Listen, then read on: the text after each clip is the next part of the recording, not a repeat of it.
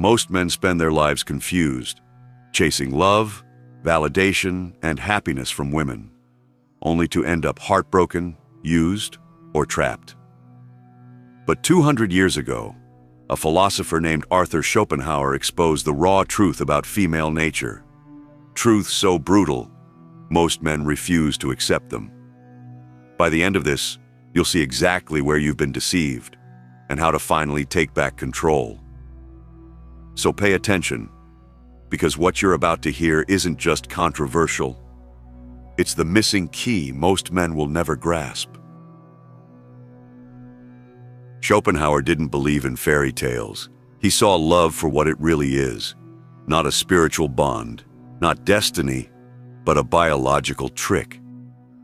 A ruthless illusion designed by nature for one purpose: reproduction. Here's the uncomfortable truth. When you feel that electric attraction, that obsessive desire, that conviction that she's the one, your brain isn't connecting with her soul.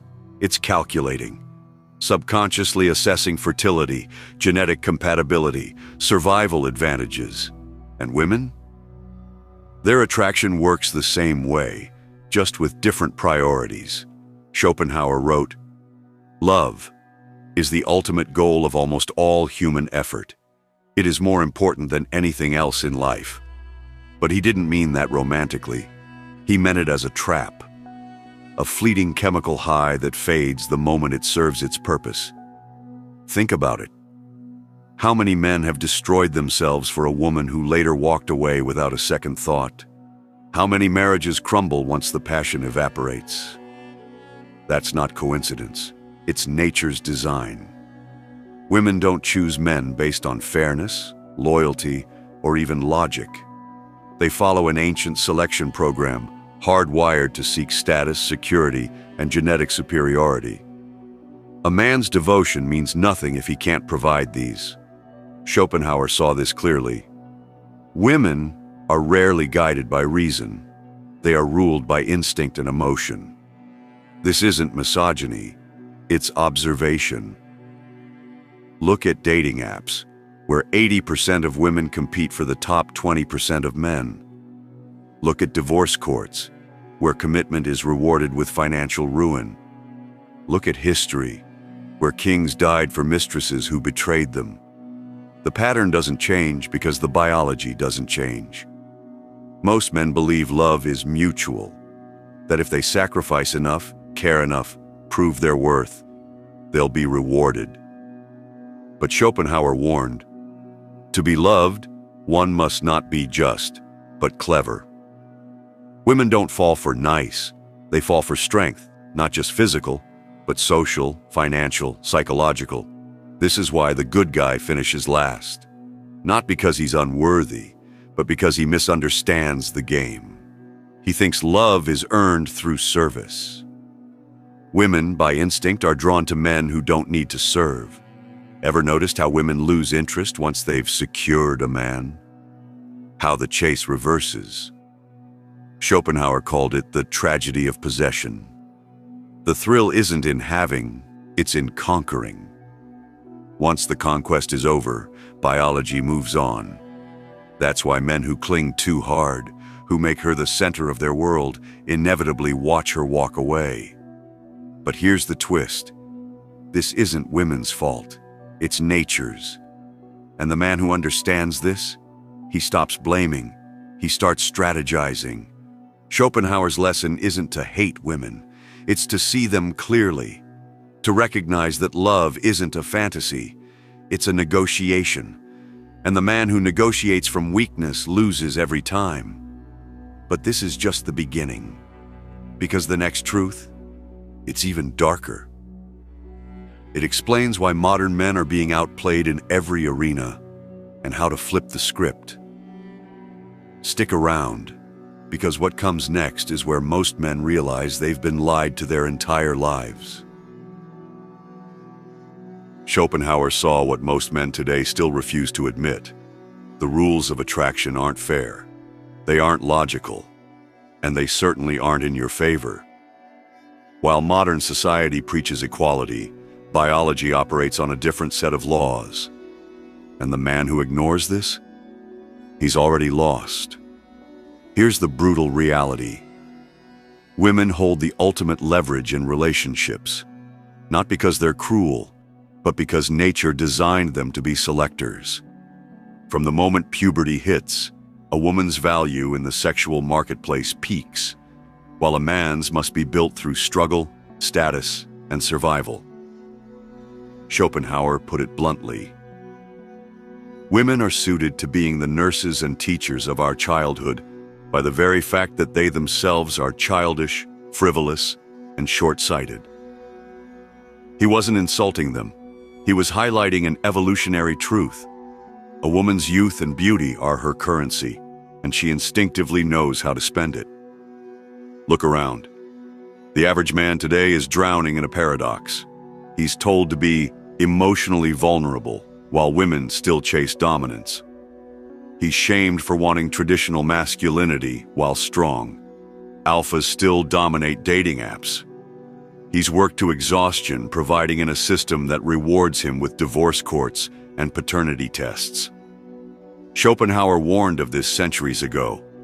Women are directly fitted for acting as the nurses and teachers of childhood by the fact that they are themselves childish, frivolous, and short-sighted. In a word, they are big children all their lives. But here's where it gets dangerous. Modern women haven't just embraced their power, they've weaponized it. Social media has turned attention into an economy, and the average man is the unpaid laborer. He simps, he orbits, he competes for scraps of validation from women who'll never commit to him. Why? Because he's been sold a lie. That devotion alone is enough. Schopenhauer saw the trap long before dating apps and the modern Me Too.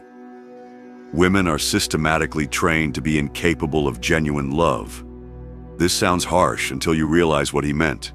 Female love is conditional. It's tied to utility. A man isn't cherished for who he is, but for what he provides. The moment he stops providing, the love fades. This isn't cynicism, it's survival. Women are hardwired to seek the best possible mate. If a man stagnates, she will resent him. If he falls behind, she will replace him. And modern society, it cheers her on. Schopenhauer divided men into two categories, those who serve and those who are served. The beta male exhausts himself trying to prove his worth. The alpha commands worth effortlessly. One begs for loyalty, the other inspires obsession. You see this everywhere. The office worker who sacrifices his health for a promotion, hoping it'll make his wife respect him again. The gym rat who transforms his body, only to realize women now want him, but only for sex, not commitment. The simp who spends his paycheck on a girl who'll ghost him the second a higher status man appears. These men aren't victims, they're volunteers. But Schopenhauer didn't just diagnose the problem, he revealed the solution. The first rule of survival is to see the world as it is, not as you wish it to be. The man who thrives today isn't the one who clings to outdated romanticism. It's the one who masters the game. And the final truth? The game is rigged, but only if you're playing by the wrong rules.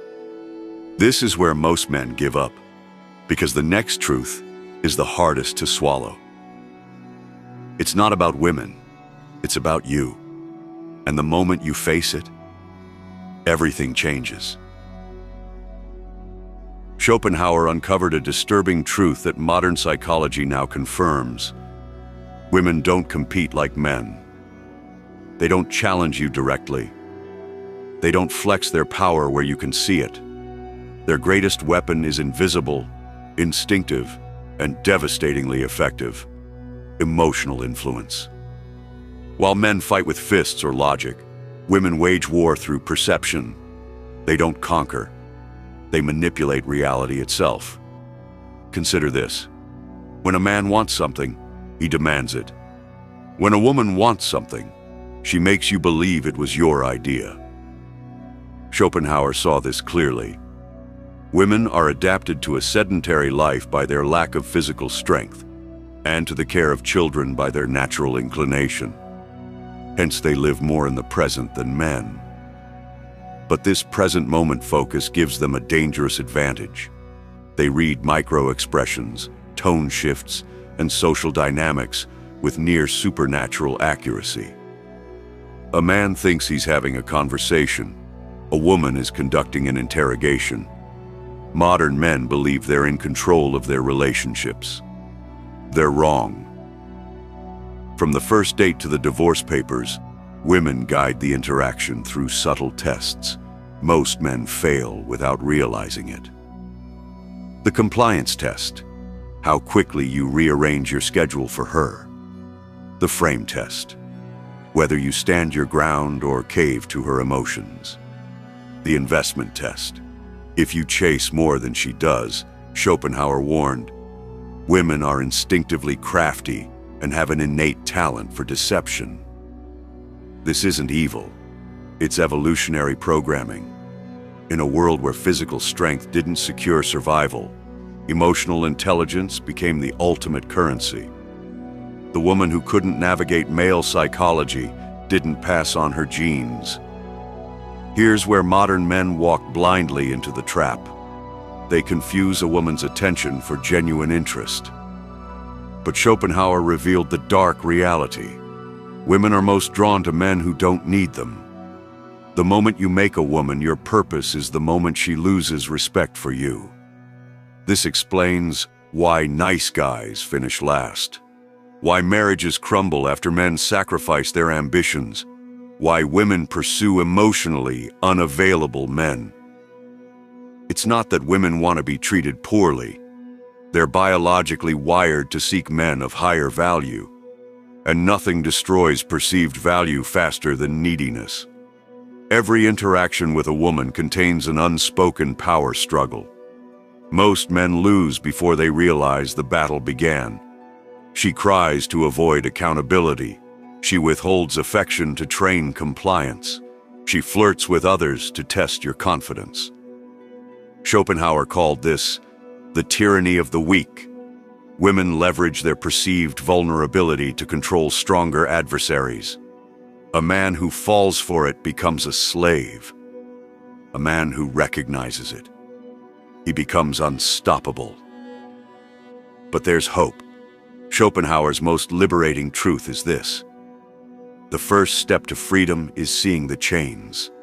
Once you understand female nature isn't personal, it's biological, you stop taking it personally. You stop begging for loyalty and start inspiring it. The final lesson: the most dangerous lies aren't the ones women tell men. They're the ones men tell themselves. Schopenhauer's most devastating revelation wasn't about women. It was about the cold, unflinching reality of human nature itself.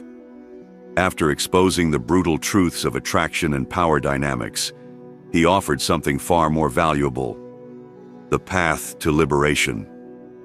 This isn't about defeating women. It's about transcending the game entirely. Modern men make one fatal error. They believe happiness comes from female validation.